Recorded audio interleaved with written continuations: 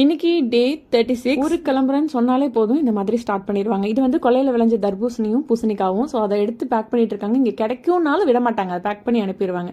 So அதுக்கப்புறம் பார்த்தீங்கன்னா நான் டயட்டில் இருக்கணும், அதனால எங்கள் அம்மா எனக்காக குழிப்பணியாரம் செஞ்சு கொடுக்குறாங்க. இது என்னம்மா நைட்டு சாப்பிட்றதுக்கான்னு கேட்டேன். இல்லை இப்போ போகும்போது ஸ்நாக்ஸை சாப்பிட அப்படின்னு வேற கொடுத்துருக்காங்க. அதுக்கப்புறம் பார்த்தீங்கன்னா முறுக்கு வேற சைடில். இதுவுமே வந்து அவங்கெல்லாம் கடையில் வாங்கி சாப்பிட்டா நீ வெளியே சாப்பிடக்கூடாது, நீ டயட்டில் இருக்கல அப்படின்னு சொல்லி எனக்கு கொடுத்துருக்காங்க. அம்மா எப்போவுமே அம்மா தானே. ஸோ அதுக்கப்புறம் பார்த்தீங்கன்னா ஊர்லேருந்து கனெக்ஷனுக்கு ஒரு சின்ன ட்ரெயினில் போக வேண்டியிருந்துச்சு. ஸோ அதனால ட்ரெயின் ஏறி தஞ்சாவூர் போய் இறங்கியாச்சு. கொஞ்சம் நிறைய இருந்ததுனால கிளாக் ரூமில் வச்சுட்டு அங்கேருந்து சாப்பிட போகலாம் அப்படின்னு சொல்லி கிளம்பி போயாச்சு. நமக்கு ஒரு 1.5 மணி நேரம் டைமும் இருந்தது. ஸோ அதனால போயிட்டு சாப்பிட்டு வரலான்னு போயாச்சு. நல்லா சின்ன வயசுலேருந்து இப்போ வரைக்கும் கடைக்கு போனால் ஃபஸ்ட்டு ஆர்டர் பண்ணுறது தோசை தான். இப்போ நம்ம டயட்டில் இருக்கிறதுனால கொஞ்சம் சேஞ்ச் பண்ணியிருக்கோம். ஸோ என் பையன் பார்த்தீங்கன்னு வச்சுக்கோங்களேன், அவன் வந்து பிக்யூலராக மெனு வச்சிருப்பான். லைக் இந்த மாதிரி தான் வேணும், இதுதான் இப்படி கலந்துருக்கணும் அப்படியெல்லாம் கேட்டு வாங்கி சாப்பிட தெரியுது இந்த ஜென்ரேஷனில் இருக்க பசங்களுக்கு.